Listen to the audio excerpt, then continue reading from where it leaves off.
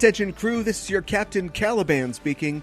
This is a supplemental episode of Enterprising Individuals, where we bring you news and tidbits from the world of Trek, also interviews with special guests, and a few little surprises along the way. And I want to get right into it this week. We've got a thoughtful and exciting episode for you today. I was extremely fortunate to get the chance to talk with Dr. Athena Andreadis, who holds a PhD in molecular biology and is the author of To Seek Out New Life, The Biology of Star Trek.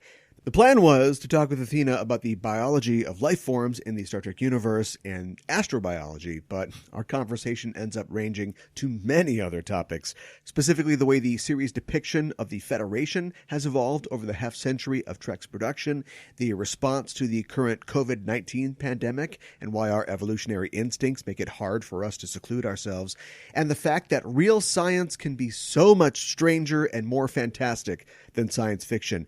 Athena is very knowledgeable and erudite, and she really puts on a clinic here. It's a fascinating talk, and I hope you enjoy it. Just one note, our connection was a little shaky during the call, so you may hear a few artifacts here and there, but generally the audio quality is fine. One other thing I wanted to say was Enterprising Individuals will be going on a short hiatus for the week of July 4th and for a week or two after that. We've been going nonstop since January through pandemics and quarantines and protests and riots and everything else, so it feels like a good time to finally take a break. If you're still looking for fun and engrossing discussion of pop culture topics, though, feel free to check out the other shows on the Just Enough Trope network. You can check out Backtrekking for more Star Trek talk. If you're an anime fan, take a listen to Sailor Noob. We've also got film commentary on craft services, and listen to Just Enough Trope for all the news that's fit to cast in the world of nerdy entertainment. That's it for me. Please check out Athena's website at starshipreckless.com and her small press site at candlemarkandgleam.com. And there's also a link in our show notes to her book, To Seek Out New Life, if you want to check that out. I'll see you again on the other side of July 4th. Have a good one. And with that, let's get underway. My guest on the show today is Dr. Athena Andreadis. Dr. Andreadis received her PhD in molecular biology from the Massachusetts Institute of Technology and is formerly an assistant professor at Harvard Medical School and an associate professor at the University of Massachusetts Medical School. She's also the owner and publisher of Candlemark and Gleam, a speculative and science fiction small press, and she's the author of To Seek Out New Life, The Biology of Star Trek. Dr. Andreadis, welcome to the show. Thank you for having me, especially at a time like this. Yes, well, it's great to have you here. I always ask first-time guests to the show, when did you first discover Trek? How did you become a Star Trek fan? I discovered Star Trek when I came to the States to do my undergrad at Harvard. And in my dorm basement, there was a battered TV. Actually, Harvard dorms are very Spartan. Oh, yeah. So, unless you bring your own, things have changed, I'm sure, since my youth. But back then, everybody went downstairs for the television, and everybody fought about what to watch except for the hour of Star Trek. Then there was no quarrel or conflict. Everybody watched Star Trek. At that time, Star Trek had already, I think, gone into syndication when I arrived in the States. So I would not exactly call myself a fan per se. I always was interested in science fiction as all the what-if scenarios, And of course, space opera, well-done space opera is very, very beguiling. But I was always fascinated by how much the center of Star Trek, there were two things that fascinated me about Star Trek. The first was how centered it was on biological questions, broadly defined and interpreted. Mm-hmm. And the second thing was that it was the only science fiction show that liked science. It didn't get science right any more than anyone else, but it was actually liked science. The Federation is shown as an attempt for good governance, for trying to get things right, although they do make mistakes and they are not perfect by a long shot. So back then it was, and in all these ways it was different from the rest. So since then, I sort of followed it, and then I realized what a good vehicle it made for what I call stealth science. I like that term, stealth science. Yeah. So that's what my book was, and I think just about if other books like physics of they're stealth science. They basically use it the vehicle which is popular and well known as a way to introduce people to real science.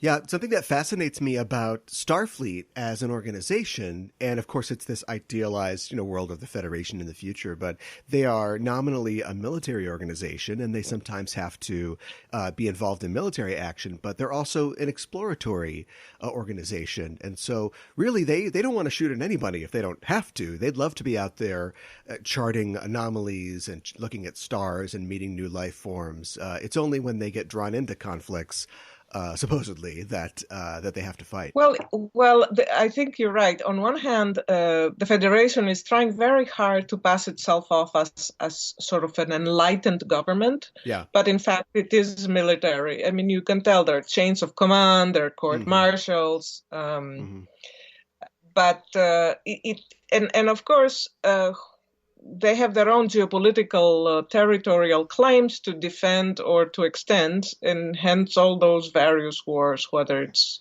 Klingons, Romulans, you name it. Yeah. But the other thing, of course, about all this is they are an empire. I mean, let's face it, Star Trek, as most science fiction, really is American parochial. Oh, I mean, yes. it's very interesting to see how each series reflected the times that it was made.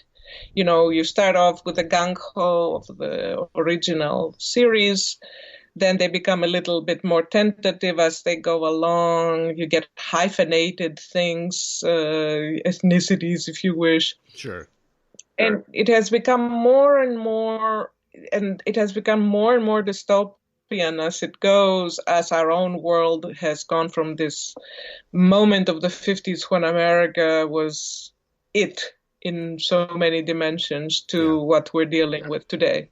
Yeah, it's interesting to see, being born out of the sort of optimism of the 60s and the late 60s, the original Star Trek, sort of gifting that structure and that kind of storytelling to later series. But as you've mentioned, like the way every subsequent series has sort of dealt with that question of what does a utopian government look like, or what is the government's responsibility to the citizens, and vice versa. Right. It's very interesting. And I don't think that the show, we've talked about this actually on other episodes, I'm not sure the show has ever really tried to reach in to examine that. And maybe that as a stealth science show, maybe that isn't its real mandate, but that's the part that really fascinates me sometimes.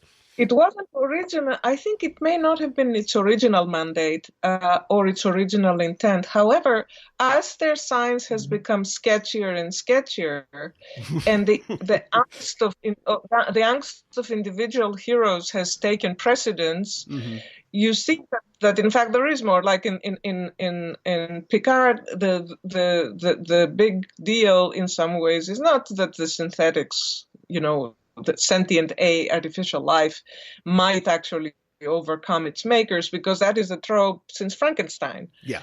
The big deal is that, in fact, the Federation has sprung moral leaks. Yeah, right. Moral leaks that cannot really be ignored. And, in Discovery, you see extended visits to the mirror universe and leakage across that, which actually is a welcome nuancing, because Star Trek likes its white hats and black hats, There's very little nuancing, although sometimes they do things that are morally questionable. Like the Prime Directive, to give you one example, is a really fraught issue, and it doesn't really portray them in a positive light. They haven't thought that one through. Yeah, but it is the sort of thing that an incredibly almost naive, possibly idealistic society would go, let's have this rule, this is a great idea.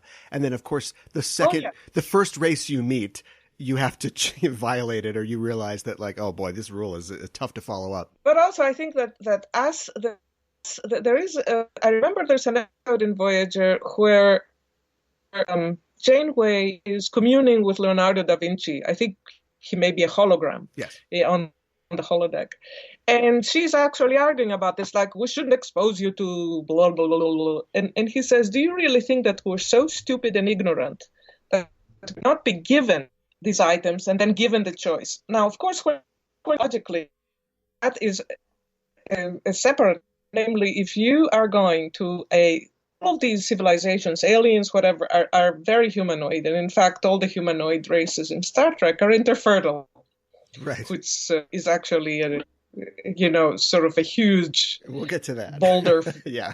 But let's take it for granted that this is the case for whatever reason, whether it's genetic engineering, convergent evolution, or there was in fact some kind of original seeding, but which had to be at the level when humanoids were around. Because if you seeded at the level of bacteria, so really early in evolution, each evolution would be completely different. Right. But let's give them the entire length of the rope. Now, if you are dealing with isolated populations and populations that live in different planetary systems will start diverging because of the specifics of the environment that they find themselves in, you would actually, viral pandemics would be actually one of the greatest and most common issues they would have to deal with. Right. Because we're talking about immunity versus, of course, they show that their medical science is doing miracles, especially when the plot demands it. Literally. Right. But yeah, there are such issues on top of things like, founder effect and inbreed recessives that might build up into dangerous homogeneity and so forth. Mm-hmm. And in fact, all of these interesting things, they sort of skim the surface, they put a little toe in, and then they withdraw. It's all sort of sentimental safety in the end. Mm-hmm. And much as they sacrifice secondary characters, all these poor ensigns in red shirts, they have never yet sacrificed any of the. Look at Picard getting immediately resurrected in the finale of season. Yeah. It's true. Yeah, it's a lot of toe dipping. That's true. Perhaps you described it as a stealth science series. I also think that it's possibly a stealth civics series, a stealth ethics series. I think there's a lot of disciplines that you can kind of get a glimpse of. Yeah, definitely. But I think in some ways, and don't take this as professional chauvinism. I think when you say biology, and you broaden this, we're talking about anything from molecules to societies. Anything from why carbon is by far the best element for complex life to how societies form and what kind of societies, in fact, would be all of the societies in Star Trek are human societies. If you had a society from, let's say, feline society or canine society or an elephant society or a cetacean one, those would be significantly different. And to a large extent, again, Star Trek hasn't gone in those directions. Mm-hmm. It's very. There is the aquatic species that makes an interesting appearance. Is it Voyager? I'm not remembering. I think so. There's a society that lives in like a globe, like a giant globe of water, I think. Yes. And in fact, those have 4 or 5 sentient species, and one of them is the aquatics. And then, of course, you have the tardigrades in space in Discovery. Which of course have ballooned to several million times their real size. Yes.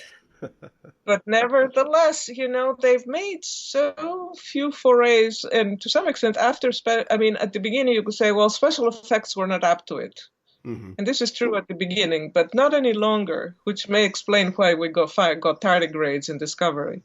Right. So yes, it is in the end. It is, as you say, civics, ethics, and so forth. But like a lot of science fiction, it's very, very parochial. It's interesting that when you're embedded into a single culture, you don't see it. But someone like me who comes from outside and spent the first 18 years of her life in a very different culture, I mean, the European culture, but still very different from this one, can really see it. You know, it's so American, uh, for both good and ill. Yeah. Is there a show or a series that's on right now or has been in the past that you would say does a really good job of presenting science sort of as is? A science fiction one? Yeah. You know, I think generally not really, because I actually talked to one of the science writers in Star Trek, and I said, how do you do the science part? You know, I was curious. And he said, well, we're handed the script, and next to where it says, insert tech here. Oh, tech goes here. So again, it's like it was after the fact. The first series had a number of well-known science fiction authors contributing to scripts. After that, it became, Hollywood script writers. Sure. So, I mean, the ones that are sort of each of the ones that I can think of that comes to mind, Babylon 5, Farscape, Altered Carbon, The Expanse.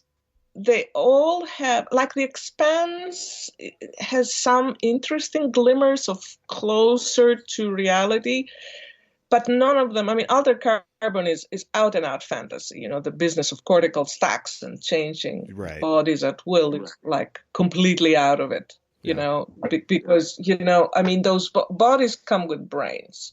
Right. If you don't just move around like this. It's sort of, in a way, it's appalling. I mean, it's a fascinating Gedanken experiment, but it's appalling. So each of them had a few nods in some items. Like Babylon 5 had some interesting restrictions on technology. I mean, it was a little bit less miracle-oriented, magic-oriented, that whatever you wanted for the plot, conveniently was possible, or was impossible if you wanted a dramatic moment where somebody was in jeopardy. But often, as I've said in a number of blog posts about all these issues, science in science fiction is science-y. It's never real science. Yeah. There are very few people who insist on writing science fiction with only the possible. A lot of those stories end up feeling extremely hemmed in because you cannot do these kinds of flights of imagination with real science. Real science has a lot of beauty. It has a lot of epiphanies. But in the end, science is discovering the real. And there are many amazing things in the real. It's more amazing to think of stars like theory engines than think of them as glittering studs in a dome.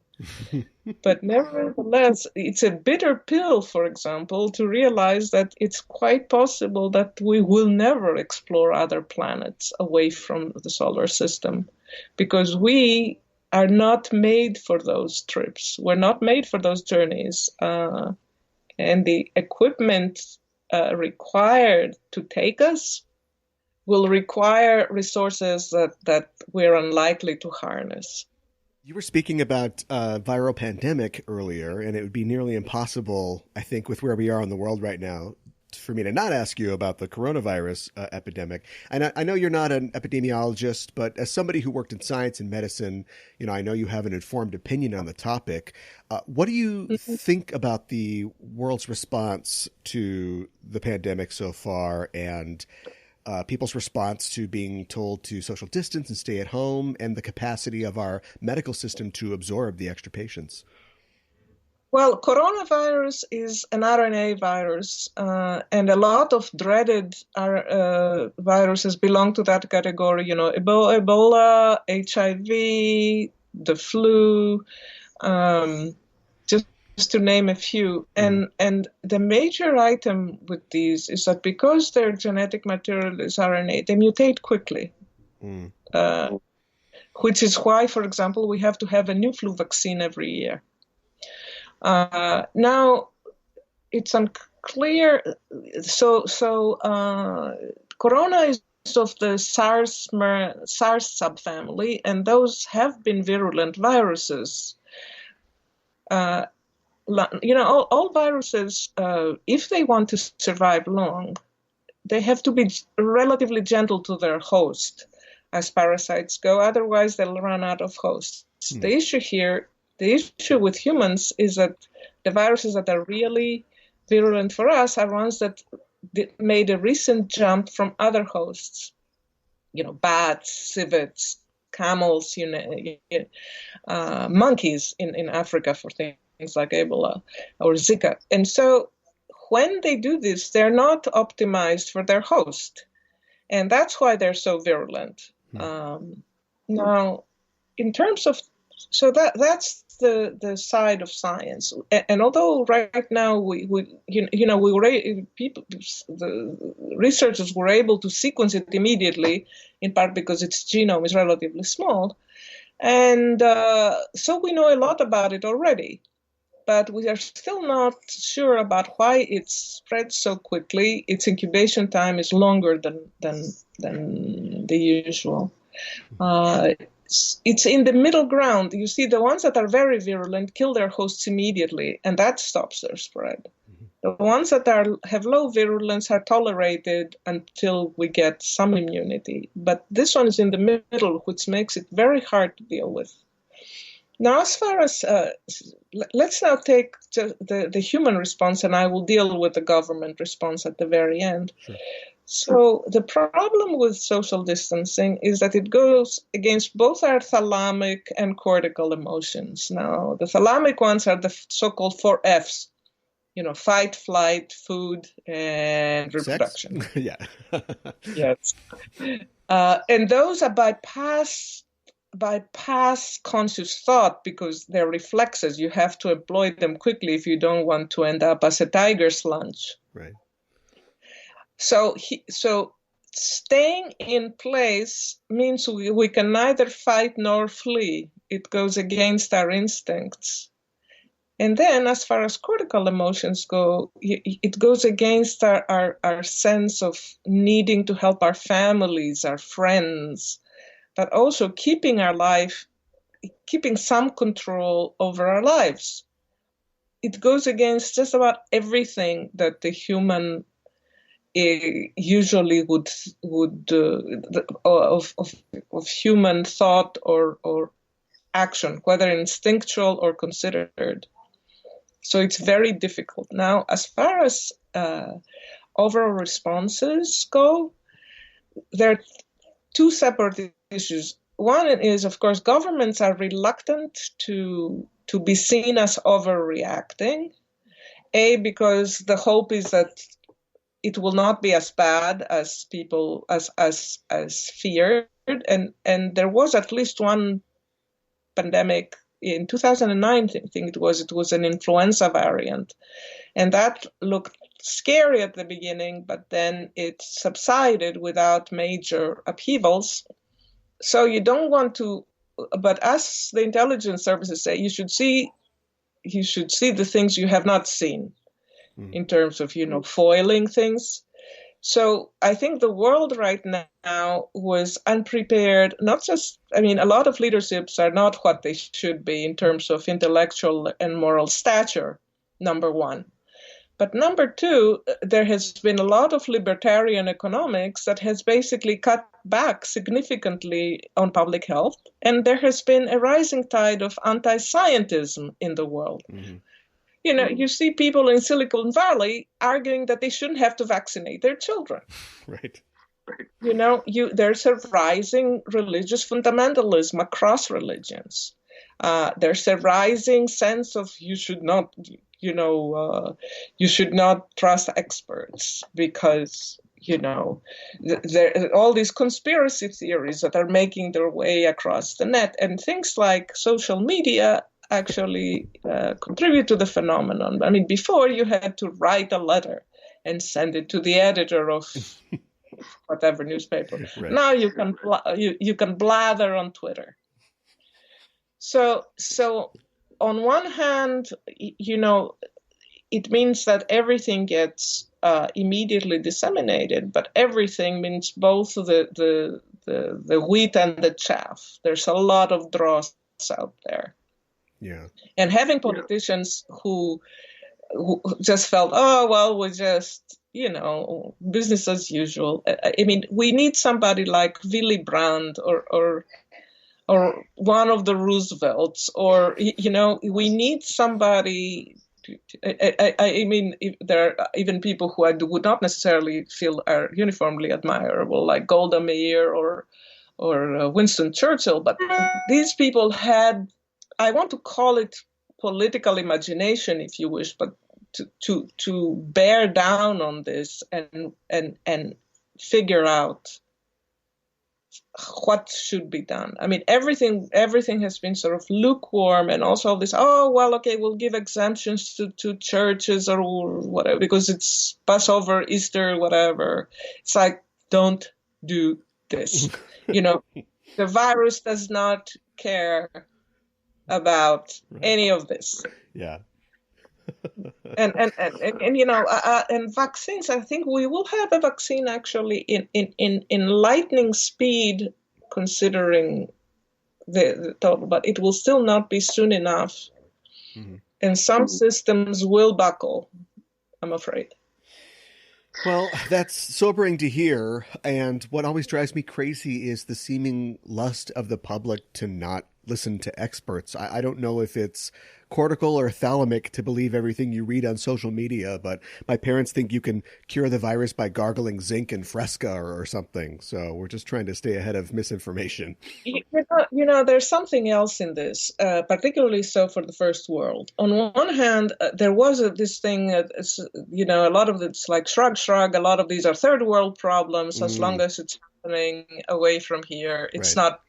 It has little to do with us, except for the terribly paid people who produce the stuff that we import. Mm-hmm. However, the other thing that is true for the first world is after World War II, because a lot of things were overall, there was an increase in prosperity and roughly spoken, not some boats lifted higher than others, but in general, the first world lived a good life. Mm-hmm. And there was a fair amount of buffering, both from medical science, there was public health, there was water, antibiotics, vaccines, there was some job security, there was some netting. So basically, people could be stupid without consequences. Okay, if you're a gatherer-hunter and you made a mistake, you died. Mm. Okay, you drank water that was contaminated, or you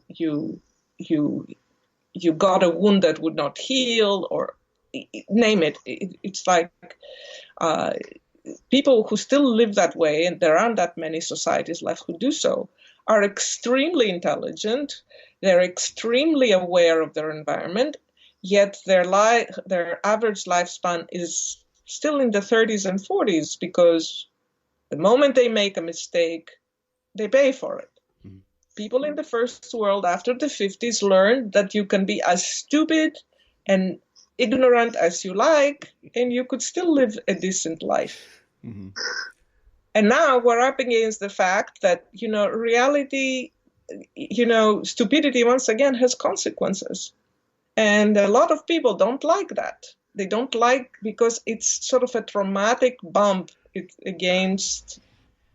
This is the movable object, It's not going to make any truces or any compromises. It is what it is, you know. And, you know, societies have recovered from this. If the mortality is low enough that it does not destroy infrastructure, you know, Europe recovered from the plague, which was about 30%, but it depended on locality. The SARS outbreak in China, which was about 10%, they recovered.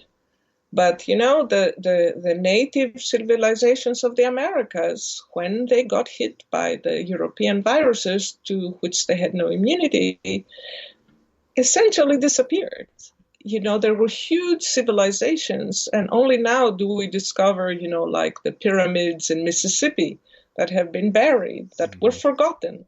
And of course they were forgotten because you have a 90% mortality rate. You don't have a civilization anymore. Mm-hmm. It's not going to be that bad with us, and I think we will manage to come on the other side. But I wonder if we'll have the wisdom to take the lessons into account. Well, because, you know, humans tend to have their long-term memory is not so good, and this may actually be a survival tactic.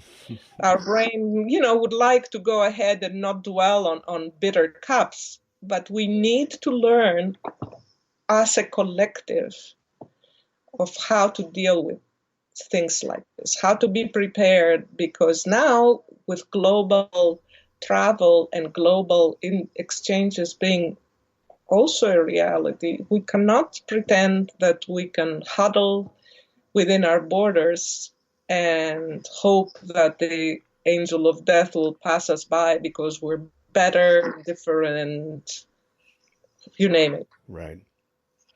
Well, this is fascinating, but I do think that we should probably talk about our main topic for this show, which is your book, To Seek Out New Life, The Biology of Star Trek, which examines it examines the science of biology we see in Trek, not only what's presented on screen, but also its plausibility in our real world. And in preparing for this discussion, I made a personal discovery about science as it relates to science fiction and space.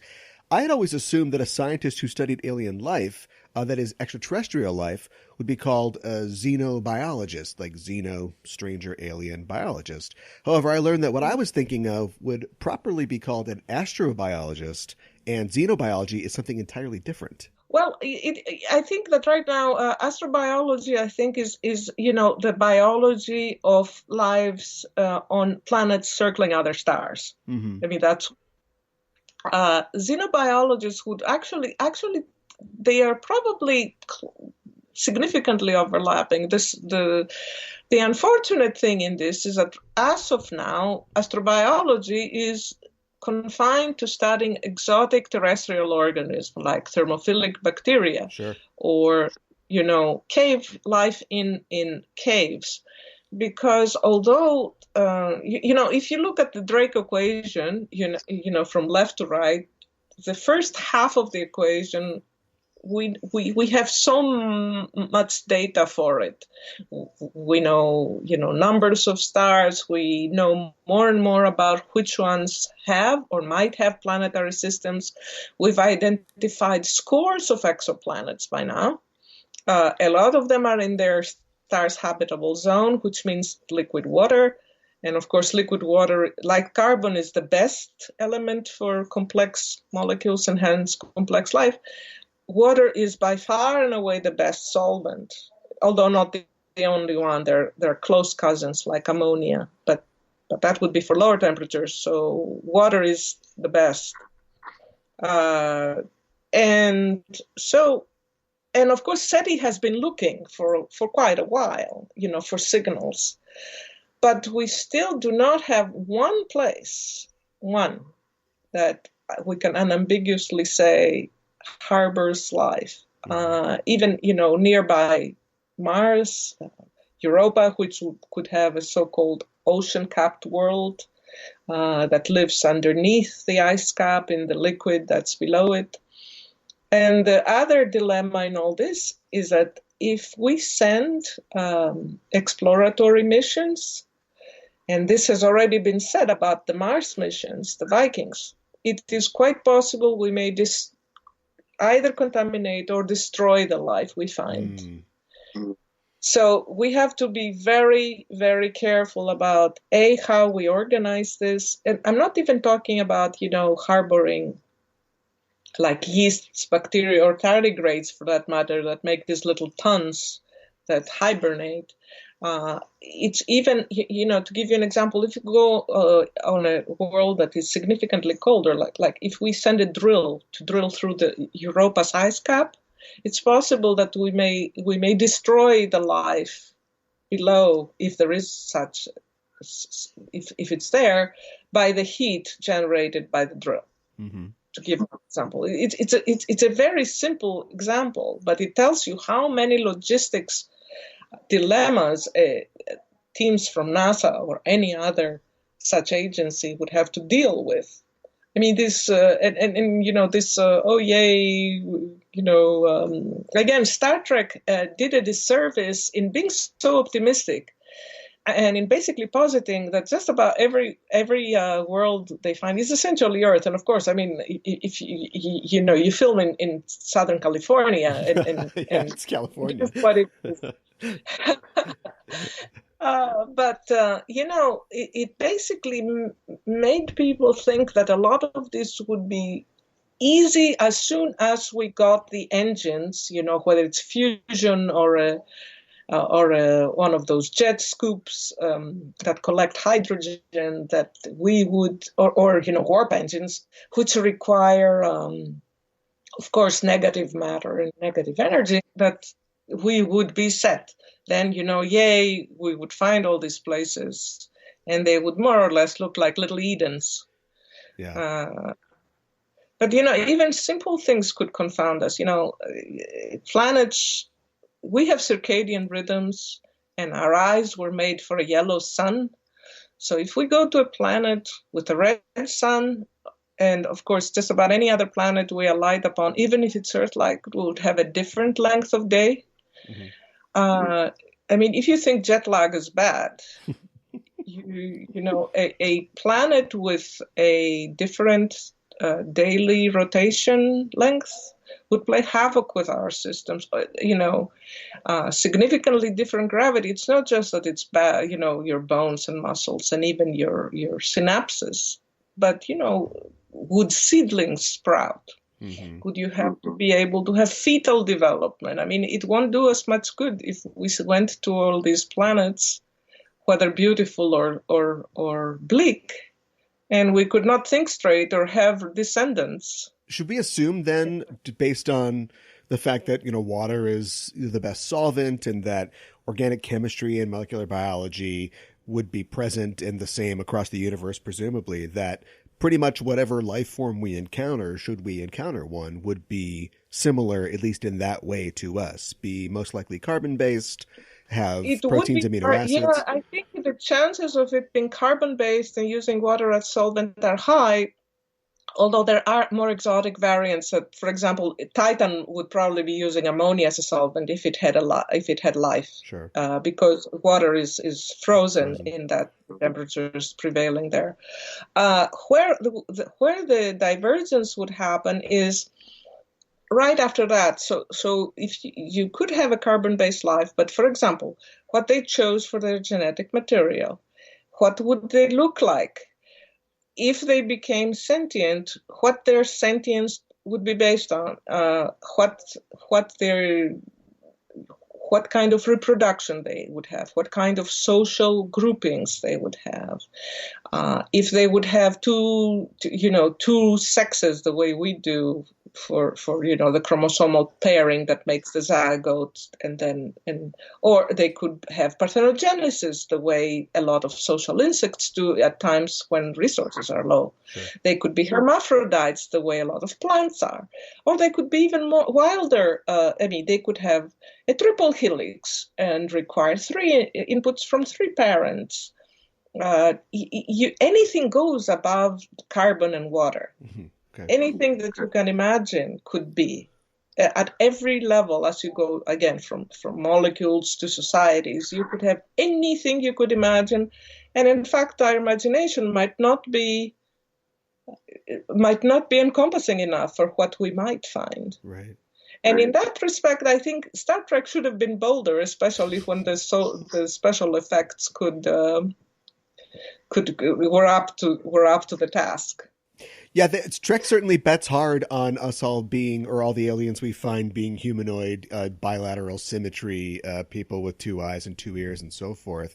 And they hedge those bets with an episode of TNG called The Chase, which reveals that millions, perhaps billions of years ago. Was in this episode, yes. That yes. Damaged biology, yes. Yeah. I spoke with a geneticist on an earlier episode, and obviously he had quite a few criticisms of that episode, namely that that's not how evolutionary biology works, and there's just too many unpredictable factors in environment and chance events over millions of years of development, not to mention the implausibility of hiding a Snapchat message in people's DNA. Right. I mean, actually, that was one of the things that a lot of those of transhumanists who talk about memes a lot, the idea that there's these hidden things in the DNA. Yeah. But it's true that the dice never fall the same way twice. Even here, for example, to give an obvious example, if that meteors about 65 million years ago had not hit Earth, it's quite possible that Earth would now be ruled by intelligent descendants of velociraptors. Yeah. Which is in a Voyager episode. Because back then, mammals were these tiny shrew-sized entities, sort of hidden in niches and venturing out at night carefully when the real rulers were asleep. And there were dinosaurs that seemed intelligent and also seemed socially gregarious. And there was no reason that they could not continue evolving into something with sentience, except the meteor killed all large life forms and gave us our big chance, and here we are. Right. And apparently that happened on so many other worlds. Just a bunch of little mammal creatures waiting for something like that. But even if if everything went relatively gently, all species have a lifespan as species. So I wonder if there will be descendants. I mean, with us, we have sort of diverged from this particular curve because of our technology. Mm. This is a significant prosthetic, so to speak, which has made our fate a little bit different, but not entirely, because we are still, no matter how good, even if we use that technology in the best possible way, we still would have to deal with things like meteor hits, ice ages, and eventually, of course, the sun becoming a red giant. Mm-hmm. But that's, several millions of years in our future. Nevertheless, it's there. Yeah. So if we do not become so-called Kardashian level 2, at some point, we too will flare and go out. But we have the imagination. We have the strength to imagine this, and we have the strength to implement it if we want. Mm-hmm.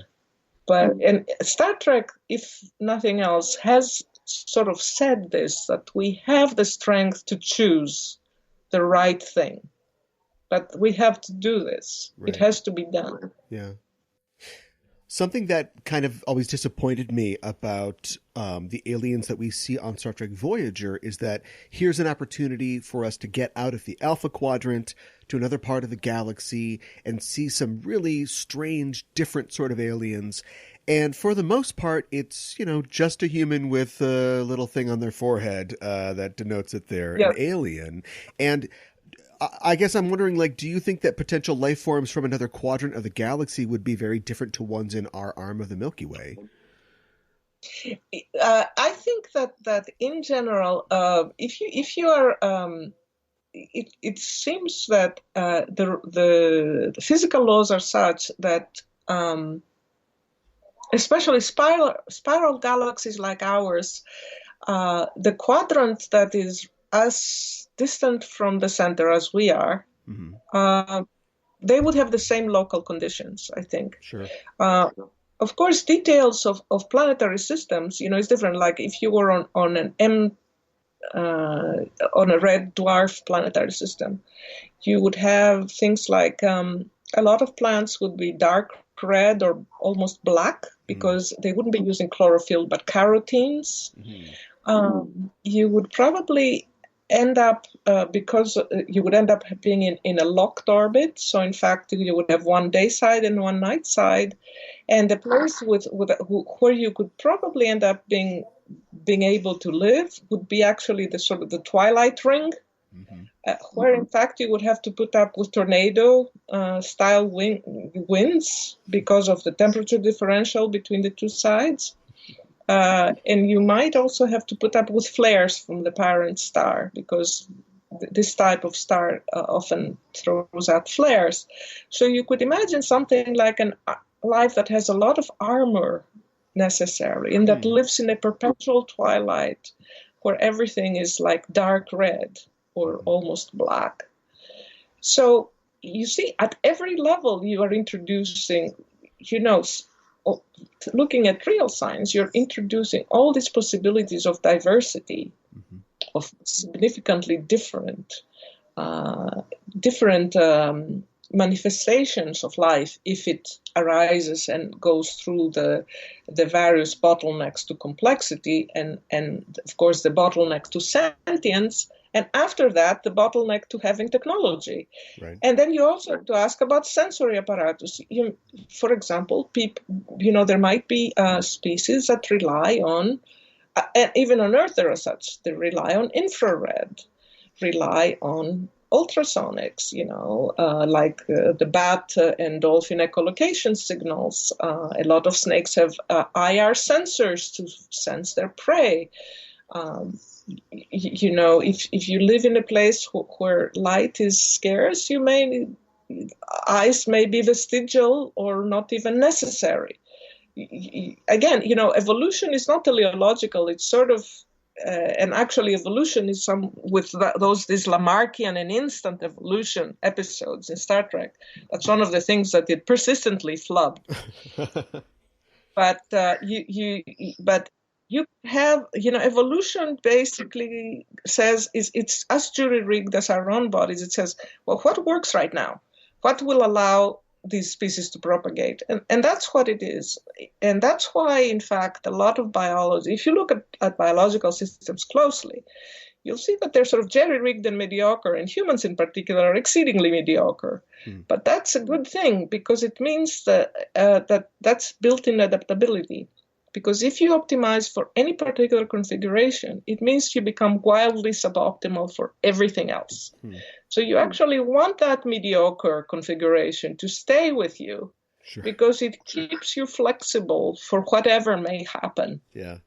We see more than just humanoid life forms, of course, in Star Trek.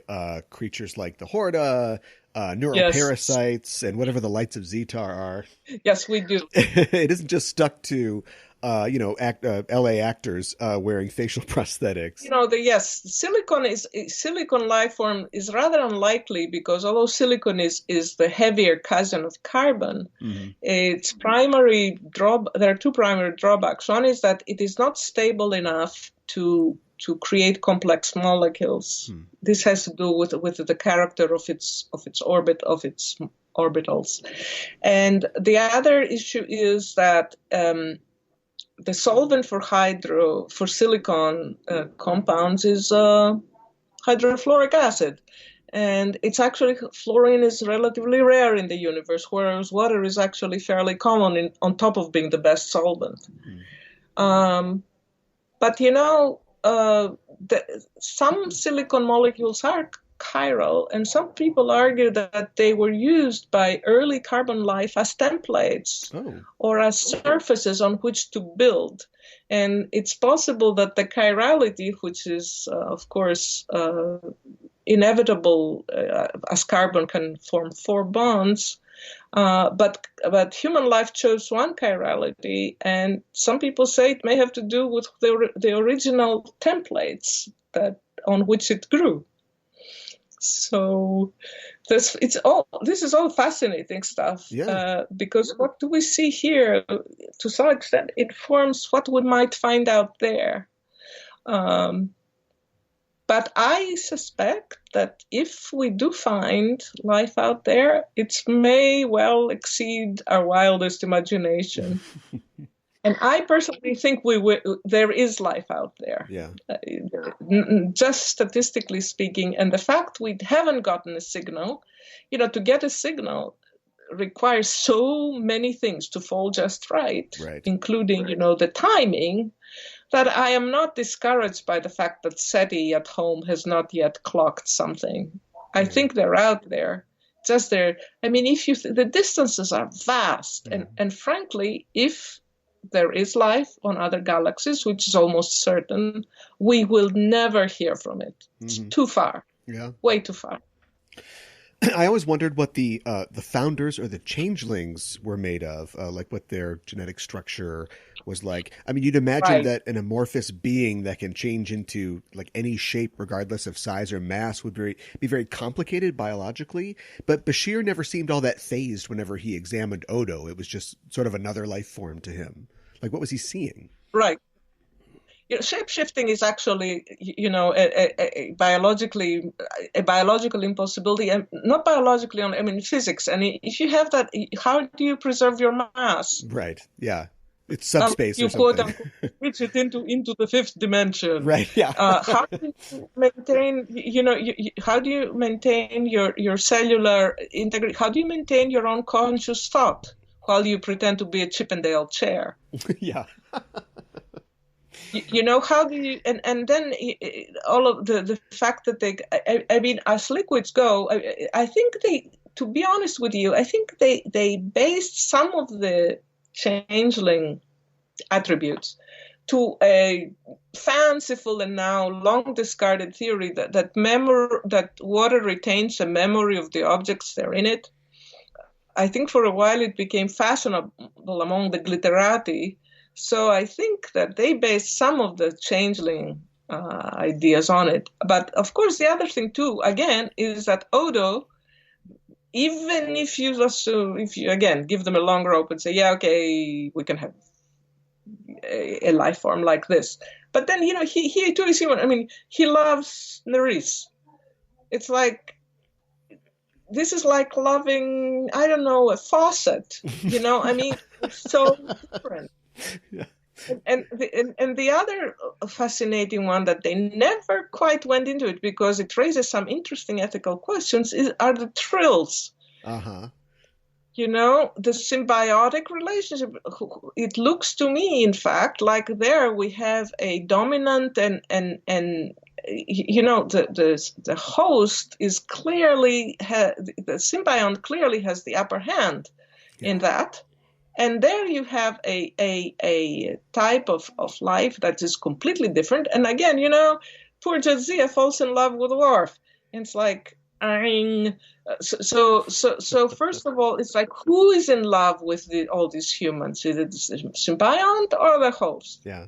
And if it's the host, and if the host has their own thought processes, basically they're used as a vessel without quite their consent. There were all kinds of thorny matters brought up by the trills. And actually, interestingly enough, I'm about in this December, through my press, I will be bringing out a space opera called Situation Normal, in which actually there is a species that's like the trills. But it's actually seen without the sentimentality and rose-colored glasses that Star Trek uses for the trills. Mm-hmm. And you actually see laid out in much more realistically all these sort of ethical, moral, and social issues that Star Trek carefully avoided when it postulated the species. That's fascinating. I think the show never explores this, but I think there's also a real sort of troubling caste system to the Trill Society as well. Like they have this who gets to live forever basically, and do they constitute a ruling class if they're around for hundreds of years and this and that? Absolutely. It's I mean, again, you see social control there. Yeah. And you're right, there's the elite that decides the fate of all. And yet you also have to ask how much the elite is essentially symbionts pulling the puppets strings. Yeah. So yes, there is very much that. But a lot of societies. I mean, and Bajor had a caste system before the Cardassians came. Mm-hmm. They only set it aside because they had to mount a resistance movement. Yeah. And as soon as they got back their independence, they started discussing bringing it back. Yeah, right. Not great. So we're very, and the very, humans, I think, although biologically we're less hardwired than we think we are, culturally we're more hardwired than we would like to be. And most people, once they get to adulthood, unless they happen to choose a vocation that lends itself to questioning, like science, mm-hmm. or or art for that matter, sort of petrify in some ways. They do not like to have their certainties questioned, unless, of course, some enormous event happens to them personally to shake those certainties. And coming back to where we are today, I think some of what we see comes from that particular human attribute, mm-hmm. that we really do not like to change our minds once we've made it up. I mean, the I've made up my mind, don't confuse me with facts. Right. Yes. So, yes. Well, I'm not even halfway through the list of things that I wanted to talk about with you, but we've gone on for a little while, so we'll have to have you back to talk again in the future. But thanks so much, Athena, for joining me today. Thank you for inviting me, and I will be happy to talk more about this, because you're right, there's a lot of things to discuss. It's such a huge topic. And I love talking about the scientific principles, such as they are sometimes, behind shows like this, and examining the science in the science fiction. That's really fascinating. Can you tell people where they can find you online? Online, my personal site is starshipreckless.com. That's my personal site that has my blog. And if they want to look at what my press does, it's candlemarkandgleam, one word, .com. And there, basically, it's a tiny press that publishes good science fiction and fantasy that is literary quality and is not, it's not parochial. We have been lucky enough to attract names like Melissa Scott. So I'm hoping that if luck stays with us, and if my strength does not give out, that we will continue to do that. And I wanted to mention, too, your science fiction anthologies that you edited, The Other Half of the Sky and To Shape the Dark, which both focus on female protagonists in sci-fi settings. Yes, and in To Shape the Dark, of the two, the first was The Other Half of the Sky is basically women in societies that treat them as wholly human.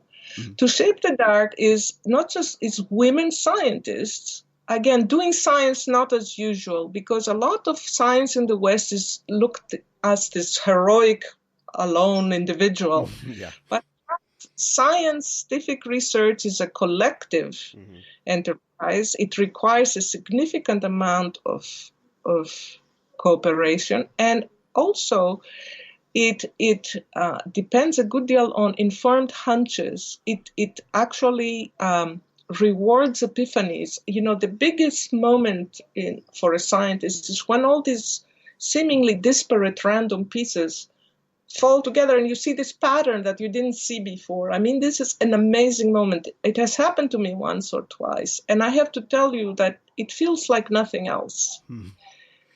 And it sort of rewards you for, the long hours, the difficulty the frustrations, the constant search for grant money, the failures.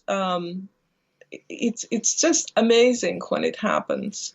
And I consider scientists, the astrogators of humanity. They're the ones who never sleep. Sure. The ones who are always in the observations posts, watching as we journey through the dark. And that's why I call that one To Shape the Dark. And then this June, if all goes well, I will be bringing a third anthology called Retellings of the Inland Seas, that basically transmutes myths and stories from the Mediterranean and the Black Sea into, because this is a mythology that everybody thinks they know, because it's a foundational part of the Western culture and civilization. Yeah.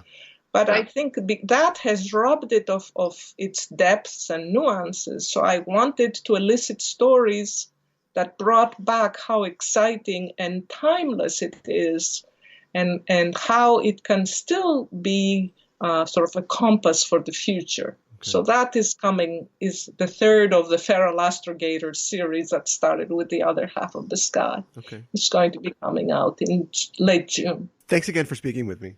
Thank you, and all the best, and I hope we can talk again. Yeah, me too.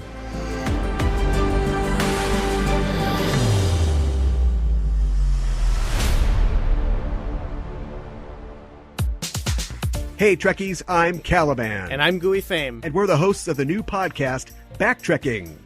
I thought that we were going to say it together. Oh, Backtrekking.